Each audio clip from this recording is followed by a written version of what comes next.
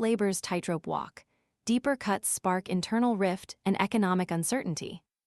The Labour government is facing a mounting crisis, caught between its ambitious promises to revitalize public services and the stark reality of dwindling finances. Chancellor Rachel Reeves is reportedly preparing even deeper spending cuts, a move economists warn will inflict further damage on already strained key services, undermining the party's core election pledge to reverse years of conservative austerity.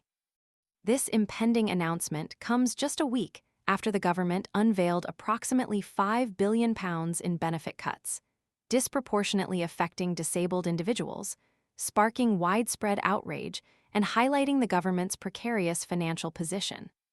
The grim economic outlook has left the chancellor scrambling for solutions to meet her fiscal targets. While government sources insist that no new tax increases will be announced next week, dismissing conservative claims of a stealth income tax raid through frozen thresholds, the possibility remains a real consideration. Reeves hasn't ruled out such a move later in the year if the struggling economy fails to improve, leaving a cloud of uncertainty hanging over both public finances and public confidence.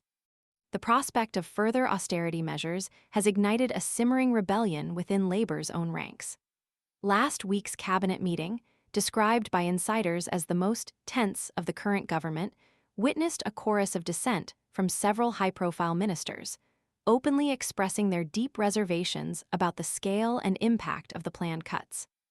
Key figures including Ed Miliband, Energy Secretary, Yvette Cooper, Home Secretary, Angela Rayner, Deputy Prime Minister, and Shabana Mahmood, Justice Secretary, voiced their concerns, underscoring the growing internal divisions within the party. This internal conflict highlights the immense pressure Reeves is under. Balancing the need for fiscal responsibility with the party's commitment to improved public services is proving to be an incredibly difficult balancing act.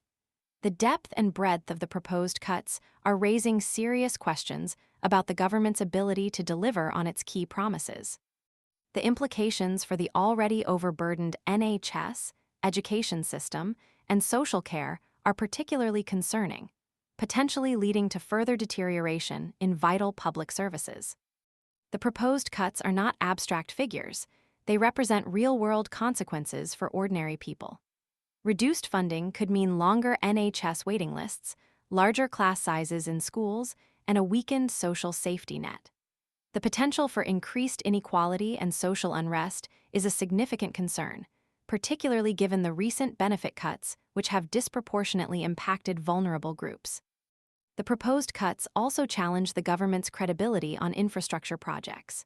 For instance, the Department for Transport has put forward plans to scale back funding for the Oxford-Cambridge rail line, a project Reeves herself enthusiastically endorsed just 2 months ago. This abrupt change of direction raises questions about the government's long-term strategic planning and its commitment to vital infrastructure investments.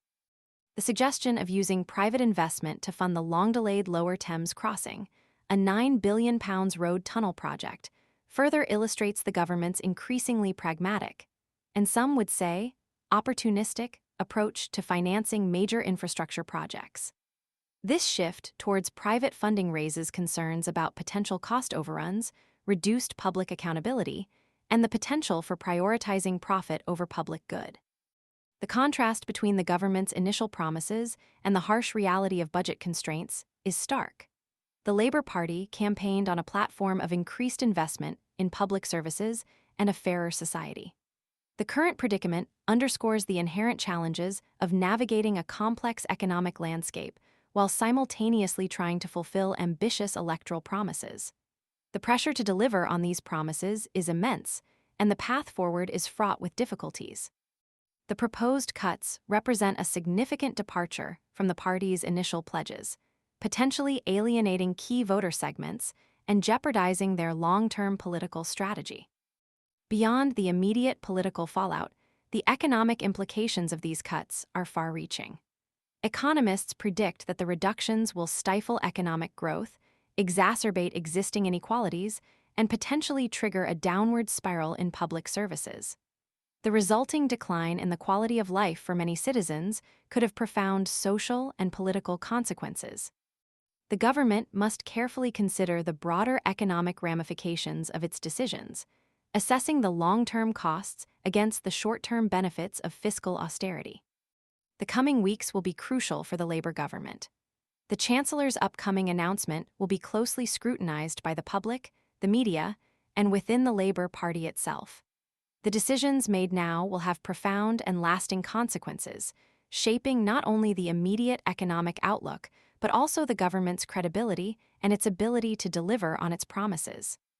The tightrope walk between fiscal responsibility and fulfilling electoral pledges is proving exceedingly difficult, and the potential for a fall is significant.